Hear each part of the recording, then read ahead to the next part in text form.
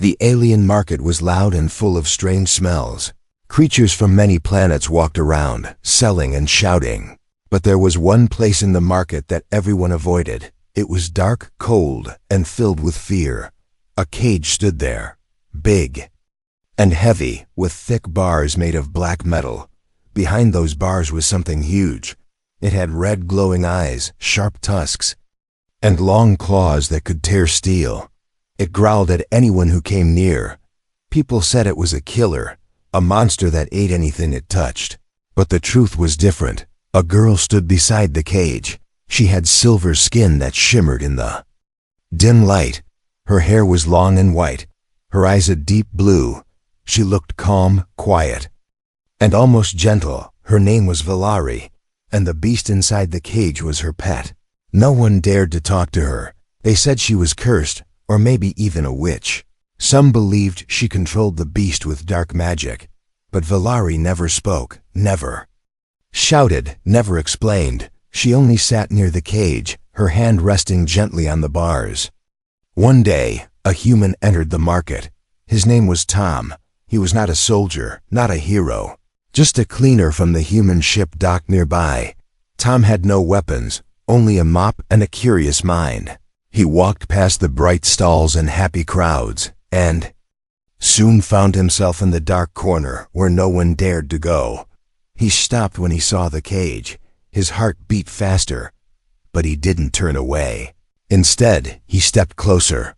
The beast growled, eyes glowing brighter, but Valari raised her hand, and the beast went quiet. Tom looked at her, confused. She didn't speak, but her eyes said something. They were tired, sad, and full of secrets. Tom bent down and looked into the cage. The beast looked back, breathing slow and deep. It didn't look angry now, just tired and dirty.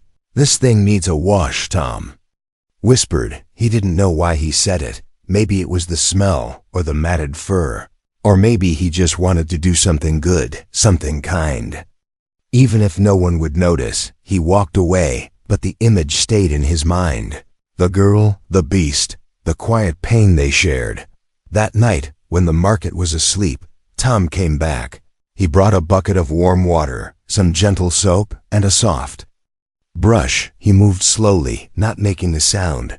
Valari was sleeping near the cage, her head resting on her knees. Tom stepped close to the bars, and the beast opened one eye, but it didn't growl.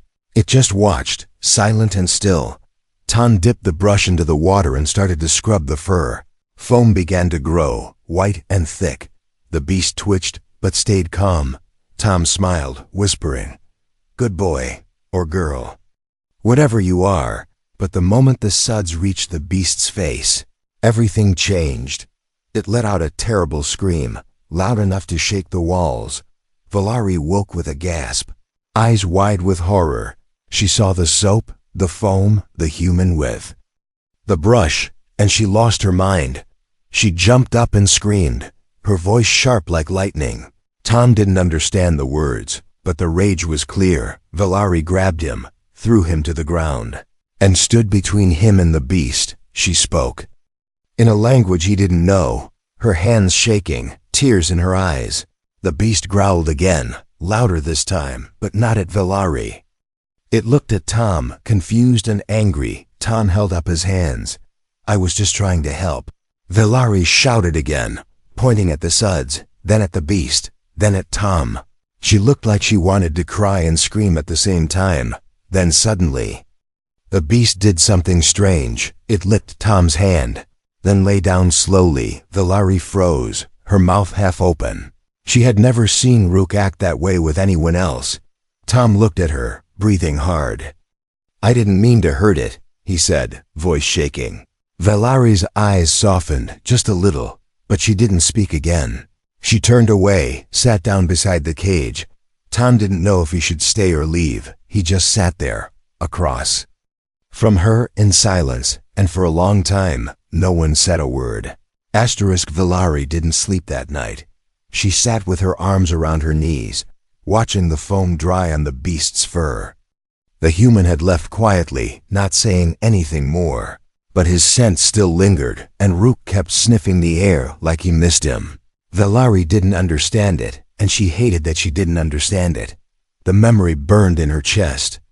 The sight of those white suds on Rook's sacred fur made her blood freeze. Long ago, her people were marked with those same suds before being taken away. Suds meant shame, suds meant chains, suds meant slavery. That human had brought back the Kovman had brought back the worst pain. Even if he didn't know it, and yet, Rook had licked his hand. He didn't growl, didn't attack. He lowered himself like a tame beast and showed trust. Valari had never seen that, not even with her own blood. The connection made no sense, and it scared her. By the time the twin suns rose above the city, Valari had made a choice. She would not let this insult go unanswered. She followed the human scent through the streets. Her eyes sharp, her breath cold. People stepped aside when they saw her, whispering about the girl with the monster heart. She didn't care what they said. Her steps were silent, but full of storm. Tom was inside a small cleaning station at the edge of the docks. He was scrubbing the floor, humming a strange earth song. He looked tired but peaceful, as if last night hadn't happened. When Valari stepped inside, he turned, eyes wide, surprised to see her. "I didn't think you'd come here," he said carefully. Valari didn't answer. She just walked up to him and slapped a cloth into his chest. He caught it, confused. "What's this for?" She pointed to a metal tub behind him, then to herself. Her meaning was clear. If he thought scrubbing was so easy, he could try washing her robes. Tom frowned, unsure, but something in her eyes stopped him from laughing. He nodded slowly and walked to the tub, filling it with warm water. Valari stood with arms crossed, watching his every move. She didn't speak, but her expression spoke volumes. "Don't mess this up again." He gently dipped the robe into the water and used a soft brush. Valari watched the soap bubble again, and her fingers curled tight. But she didn't stop him. She was testing him, seeing if he understood what he had done. Tom worked slowly, carefully, no big splashes, no foam on skin, no careless hands. He looked up at her, saw the tension, and said, "I'm sorry, I didn't know." Valari didn't reply, but her arms dropped to her sides. After some time, she picked up the wet robe and sniffed it. It smelled clean, but not offensive. She wrapped it around her shoulders and gave a slow nod. It wasn't forgiveness, but it was not rejection either. Tom smiled a little, but the moment faded quickly. Valari stepped closer, pulled something from her sleeve, and placed it in his hand. It was a crystal cube, dark blue and glowing faintly. Tom looked at it, confused. "What is this?" Valari pointed to her forehead, then to his chest, then to the cube. Her message was hard to understand, but he tried. "You want me to see something?" He guessed. She nodded once, then touched the cube, and a soft hum filled the room. Images flashed inside Tom's mind, not pictures, but feelings. He saw a little girl, crying, running through fire, holding a tiny beast in her arms. He felt her fear, her pain, her love for the creature. He felt chains, cold water, mocking laughter, white soap forced onto skin. Then he saw her older, braver, standing between her pet and a hunter with a blaster. He saw blood, sacrifice, silence, and then the moment Rook licked his hand, the connection shocked even her. She didn't understand it, but it meant something. Tom dropped the cube, breathing hard. Valari caught it before it hit the ground, holding it close to her heart. He looked at her differently now, not as a strange alien, but as someone deeply wounded. "I didn't mean to insult you," he said, voice low. "I thought I was helping." Valari stepped back, and for the first time, she gave a small nod of approval, but understanding. Then she turned and walked out of the station. Tom watched her go, unsure of what he had just become a part of. But he knew one thing for sure. The beast was not the only thing in chains. Tom couldn't sleep that night. The images from the cube stayed in his mind, heavy like rocks on his chest. He kept seeing that little girl, running through fire with a scared beast in her arms. He saw chains, soap, and cruel hands pulling her away, and he saw her eyes wide with fear and sadness. He didn't know how to fix something that deep, He didn't know if he should try, but when morning came, he found himself walking back to the market. This time, he wasn't holding soap. He was holding a blanket and some food. The dark corner was still the same. The cage, the shadows, the silence. But Valari was not sitting there. Rook was inside, lying down, breathing slow. Tom stepped closer and whispered, "Where's your friend?" The beast didn't answer, of course, but it didn't growl either. It looked at him, eyes tired but calm. Tom sat down on the cold stone floor and waited. Time passed, and slowly, the girl returned. Valari looked at him without surprise. She walked past him, opened the cage, and stepped inside with Rook. Tom stayed quiet, not wanting to break the moment. He watched as she rested her hand on the beast's head. They sat like that for a long time, saying nothing. Then Valari looked at Tom and nodded once. He stood and followed her quietly. She led him through narrow streets and into a hidden door. Inside was a small room with soft lights and stone walls. Strange objects sat on shelves, old toys, books, and glowing stones. In the center of the room was a chair, shaped like a circle. Valari pointed to it, and Tom sat without a word. She placed a crystal cube from before into a silver slot behind his head. A light blinked, and suddenly, everything changed. Tom felt like he was falling. But not with his body, with his mind. He opened his eyes and saw her memories again. But this time, they were clearer, louder, more alive. He saw Valari as a child, laughing under two suns. Her parents walked beside her, and Rook was just a tiny pup. They lived in peace, far from the cities. But then the sky cracked open with thunder and light. Ships came down, filled with humans. They smiled, promised help, but their hands were not kind. They gave out soap, strange tools, and talked about cleaning the weak. Valari's people didn't understand. They trusted, they obeyed, and then they were taken, one by one. The marks were given with foam and water. The suds didn't just clean. They branded, and once marked, the people were sent to serve. Valari's mother was the first. Her father fought back and disappeared. Valari ran, clutching Rook, hiding in the dark while others screamed. She lived in tunnels, in dirt, in silence. Soap became a symbol of fear, not cleanliness. Tom's heart ached as he watched her grow up. In pain, she learned to fight, to steal, to protect the last thing she had, Rook. He saw her find an old ship and teach herself to fly. He saw her cross planets to stay free.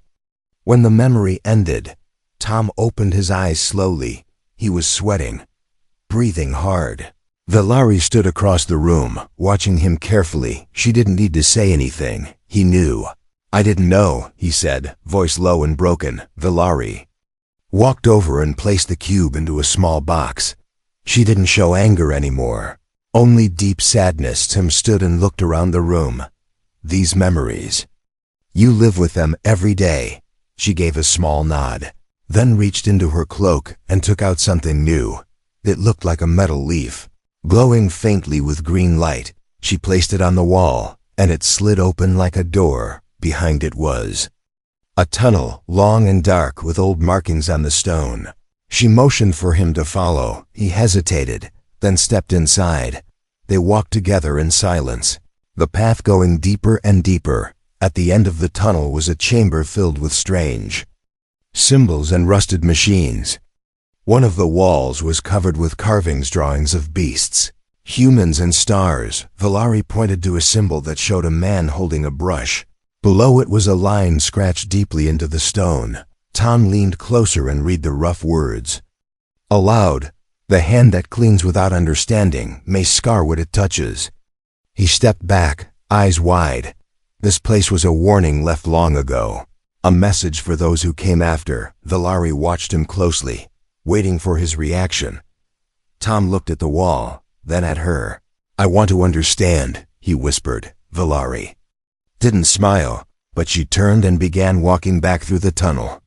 And this time she let Tom walk beside her, not behind. The night felt strange, too quiet, like the air was waiting for something. Valari sat beside Rook, brushing her fingers gently through his fur. But he was not acting like himself. His eyes twitched, his breathing shifted, and his head tilted toward the stars, as if listening to voices no one else could hear. Tom had returned to the market with questions. The carvings they found haunted him. He couldn't stop thinking about that line about the hand that scars without meaning to. He kept asking himself, had others come before him and made the same mistake? Valari hadn't spoken, not with words, but her silence had changed. She didn't push him away anymore. And Rook started doing something no one expected. He began drawing. At first, Tom thought it was a game. The beast dragged his claw through the dirt, making strange patterns, circles, lines, and arrows. Repeated over and over, Valari knelt beside him and stared, her breath caught in her chest. These were not random marks. They were symbols, old ones, forbidden ones. Symbols only high scholars or ancient priests could write. How does he know this? Tom asked softly. Valari didn't answer. Instead, she walked into her ship and returned with a stone tablet. It was cracked, old, but the symbols matched perfectly. Tom knelt beside the beast, his hand hovering over the drawings.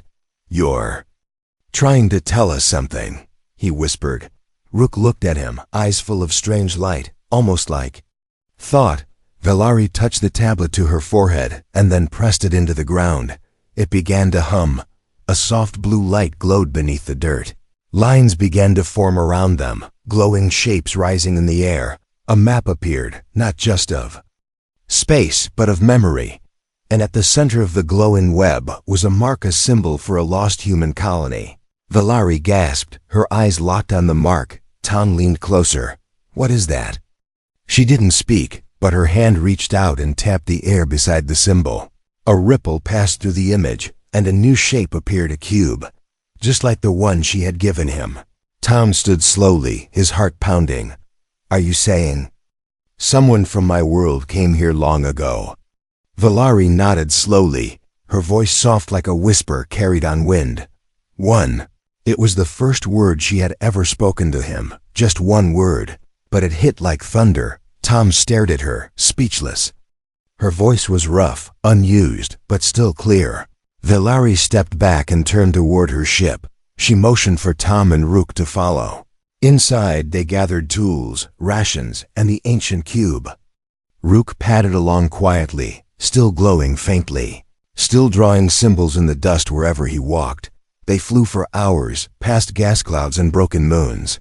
The ship followed the path drawn by the ancient light. Valari watched the stars pass by with eyes full of questions. Tom sat beside her, silent. The only sound was the steady breathing of Rook, curled near their feet. When the ship stopped, they hovered over a cold, dead planet. No lights, no cities, only rock and silence, but the map showed something beneath the surface. Valari pointed, Tom nodded, and they landed. The ground was cracked and dry, but Rook led the way like he had been there before. He walked to a stone pillar half buried in the dust and placed his paw on it. The earth shook and a door opened downward, revealing stairs and light. They descended slowly, the walls lined with old carvings. Tom brushed his fingers over the symbols. Some were in English, but older than any he had seen. At the bottom, they found a chamber with metal walls and blinking lights. In the center stood a console with a broken screen and a chair. Tom walked forward and picked up a dusty nameplate. It read, Dr. Elias Marin, Human Cultural Researcher. Valari's face twisted with emotion, anger, sadness, fear. Tom turned on the screen, and it flickered weakly. A video began to play. The man on screen looked tired and afraid. "This is Dr. Marin," the recording said. "We made a mistake.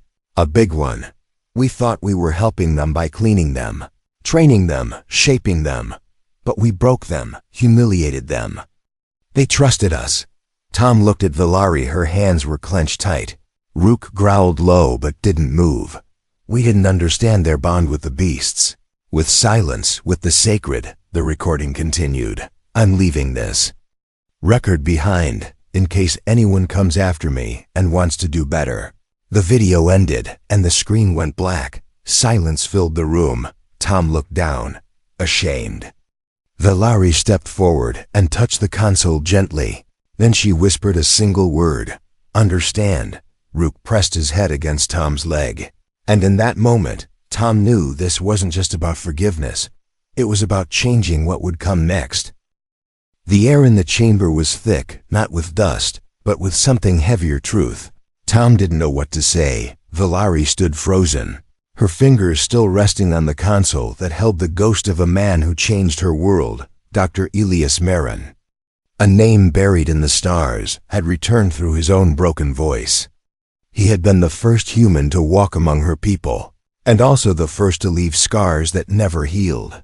The silence was broken only by Rook's low growl. It was not a sound of anger, but one of memory. Valari stepped back from the console and looked at Tom. Her lips moved slightly, but no words came. Her eyes, however, were screaming. Tom nodded slowly. "We need to find out what else he left behind." They moved through the chamber, searching the dark corners and half-dead machines. Valari found a rusted locker with a strange symbol on it, an open hand with a tear falling from its palm. She touched it, and the door clicked open. Inside were three things: a sealed data chip, a worn leather journal, and a small bar of soap still. Wrapped in a clear cover, Valari stared at the soap as if it were poison. Tom picked it up gently, reading the words on the label. "Purity Protocol, clean to control." He dropped it like it was fire. Valari turned away, breathing hard. Tom opened the journal, flipping through pages filled with shaky handwriting. Day 13, one entry read, "They don't understand why we wash them. They flinch at the foam, avoid our hands. Their fear grows every time we try to help." Another entry, written weeks later, was even worse. Day 41, "They call the soap a curse. They think it's a mark for death. But command says to keep going. We must train them for service, even if they scream." Tom shut the journal with shaking hands. His voice was rough. "We did this." Valari turned slowly, her face calm but pale. Tom wanted to say more, but she raised her hand, not to stop him, but to point. Rook was scratching the floor again. This time, he made a different symbol, a circle with a broken line through it. Valari gasped, then dropped to her knees. Copying the shape with her finger, she looked up at Tom with wide eyes. "It means hidden truth," she whispered, voice still. Weak, Tom knelt beside her. "Where?" Rook stood and walked to a blank wall. Without warning, he slammed his paw against it, and the stone shimmered. A secret door creaked open, revealing a narrow hallway glowing blue. They followed it, slowly, each step heavier than the last at. The end was another room, small and round. In the center was a strange chair with metal arms and wires. Behind it stood a machine shaped like a halo, blinking softly. Tom approached and read the ancient human writing. "Memory bridge, one mind. Must bear the pain to understand the other." Valari stepped back, her whole body tense. Tom looked at her and said, "Let me do it." She shook her head, then pointed at Rook. The beast walked forward and sat near the machine. Tom understood. "Both of us?" He sat in the chair. Valari connected the wires gently. Her hands shook, but she didn't stop. Rook placed his forehead against the halo device. Lights began to glow. The room grew warmer, and then everything went dark. Tom fell into a world of fire. He saw Valari's childhood through Rook's eyes. He felt the fear when men in white uniforms came with soap and gloves. He heard the cries of mothers, the silence of fathers, the clanging of chains. He felt the rage when Rook was beaten, and the cold when Valari bled trying to protect him. Then he saw something new, something no one had spoken of yet. A second human, not Marin, but someone darker, colder, a man with metals and sharp eyes. Ordering the camps, giving the commands, he called it the Harmony Project. He believed silence was strength, and fear made obedience. Tom screamed inside the vision, but the pain didn't stop. He saw Rook in a cage, Valari locked away. Families torn apart. He saw the soap again, bright white and full of cruelty. He saw it used to mark those chosen to disappear. Then, the vision changed again. He saw Marin, older, crying in front of the machine. "I failed them," he said. "I tried to fix what we did, but I was too late. If anyone finds this, please tell them. Not all of us were blind." The machine powered down slowly. Tom opened his eyes, tears falling down his face. Valari stood there, silent, but not distant. She knelt beside him and touched his hand, not to push it away, but to hold it. Tom looked into her eyes, full of storm and fire and quiet hope. "I saw it all," he said, Valari whispered. "Now you carry it too." Tom nodded. "I won't let it be forgotten." Rook stood and pressed his head to both of them. In that quiet room of lost pain and old ghosts, something new was born. Not peace, not yet, but a promise. And that promise would change everything. The air outside was no longer still. Wind howled across the dead planet's surface like it carried a warning. Inside the chamber, the light from the memory machine faded away. But something else had awakened, not just inside the room but across the stars. A hidden signal blinked on the control panel, silent but sharp. Valari saw it first, a red dot pulsing over a black map. Her face changed, and she rushed to the screen, pressing buttons with fast fingers. Tom stood beside her, watching the display with growing fear. "What is that?" he asked. Valari didn't speak, but her hand moved to her neck. She pulled out a small metal piece and crushed it in her palm. Tom stared, confused. Was that a tracker? She nodded slowly, her eyes filled with regret. It activated when the memory bridge was used. Across the galaxy, someone had seen the signal, and now they were coming. Tom and Valari ran back through the tunnels, Rook beside them, his claws clacking against the stone. They didn't speak. The time for words had ended. Above them, the sky darkened with the shadow of a ship. Not like Valari's small one, this one was larger, heavier, painted with the same mark as the old human command. Tom stopped when he saw it. "That's not ours anymore," he said softly. Valari looked at him, and this time, her voice was clear. "They never left. They didn't have time to think." The ship's engines roared, and soldiers poured out in black armor, weapons drawn, masks glowing. They moved like shadows, fast and silent. Tom grabbed Valari's hand, and they ran. They made it to her ship, but the controls were still cold. She jumped into the pilot's seat, started the engines. Tom stayed near the door. Rifle in hand, he wasn't a soldier, but he had no choice now, outside. The soldiers moved closer, surrounding them. Rook growled, pressing his massive body against the door, ready to defend. The engine sparked, but didn't lift. Valari hit the panel with her fist. "Too slow," she hissed. Tom looked at her, then at the beast, then at the soldiers closing in. "I'll buy time," he said. Valari turned sharply, shaking her head, but Tom was already opening the side hatch. Stepping out with shaking legs, he didn't fire, he didn't shout, he just walked forward with his hands in the air. The soldiers aimed at him, confused. "I'm the one who activated the bridge," he called out. "Take me. Leave them." One soldier stepped forward, his mask shining under the ship lights. "You are not authorized to touch sacred tech," he said coldly. Tom didn't flinch. "Then punish me." Behind him, Valari watched from the cockpit, her heart slamming in her chest. Rook moved suddenly. Jumping down from the hatch, he stood beside Tom, shoulders tall, eyes glowing gold.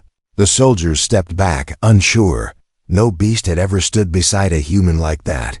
Then the strangest thing happened. Rook raised his paw and drew a circle in the dirt, the same symbol of hidden truth. One of the soldiers saw it and froze.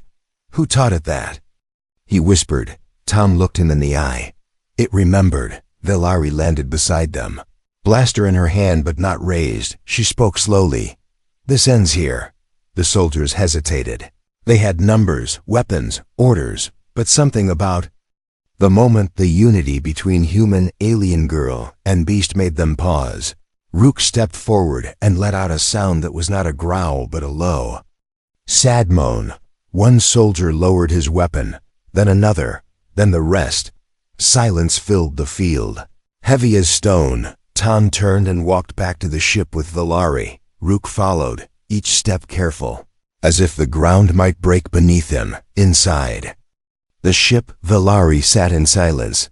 Tom stared out the window as the enemy ship slowly pulled away. "They didn't fight," he said, surprised. Valari answered, "Because you did." Tom turned to her. "Me?" "You walked out," she said, "not as a hero, but as someone who remembered." She looked at him, and for the first time, there was no storm in her eyes, only fire and something new, trust. The stars looked different now. Tom sat near the ship window, staring into the dark sky. But his mind was not on the stars. It was on the way Valari had looked at him after the soldiers left. Not with anger, not with fear, but with something. Softer, something almost human, like a wound that had stopped bleeding, but still remembered the pain. The engines hummed as the ship moved slowly through space. No one spoke for a long time. Even Rook was silent, lying in the center of the floor, eyes closed, his chest rising and falling like slow waves. Tom looked at him and whispered, "What are you really?" Valari sat in the pilot seat, her hands resting quietly on the controls. She didn't speak, but she had been watching Rook too. There was something changing, something deep inside him. His fur glowed faintly, now not like before when it shimmered with energy. This time it looked alive, like it pulsed with something new. Tom stood and walked over to him. He reached out and placed his hand on Rook's head. A strange warmth passed into his palm, not just heat, but a feeling, like an old song or a dream remembered from long ago. Rook opened his eyes and looked at Tom, and then he spoke, not with words, not with sound, but with images bright and fast. Inside Tom's mind, he saw Valari as a little girl again, hiding with Rook in the caves. He saw her smile when she found food, her tears when she couldn't stop the pain. He saw himself, Tom, entering the market for the first time. Curious, lost, unwanted. Rook's thoughts were full of feelings, loneliness, hope, love, fear, loyalty, and something more. A message, clear and strong. "You saw me." Tom's eyes filled with tears. "I didn't mean to," he whispered, but the feeling came again. Stronger, "And you stayed." Valari stood slowly and walked over. She looked down at Rook, then at Tom, for the first time. She reached out and touched Tom's shoulder, not because she had to, but because she wanted to. Her voice was quiet but steady. "He remembers everything." Tom nodded. "So do I." The ship's screen blinked in alert. A message. It was a signal from another colony, far away. Valari walked over and opened the message. A face appeared, an alien woman with gray skin and tired eyes.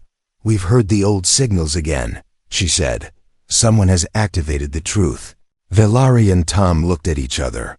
The woman on screen continued, "If you are not like the ones before, come. We are ready to speak again." Rook stood slowly, as if pulled by something beyond gravity. He walked over to the console and pressed his paw to it. The screen pulsed, and the woman gasped, "That beast. It speaks?" Tom answered quietly, "No. He remembers." They set course for the colony. Tom stood beside Valari at the controls. She moved aside and let him place his hand next to hers. It was a small gesture, but it meant everything. As the ship flew toward the unknown stars, Rook sat behind them, eyes closed, his glow steady and calm. Tom looked at Valari. "Do you think they'll listen?" She didn't smile, but she didn't frown either. "They listened once before," she said. "Then they forgot." Tom nodded. "Then let's help them remember."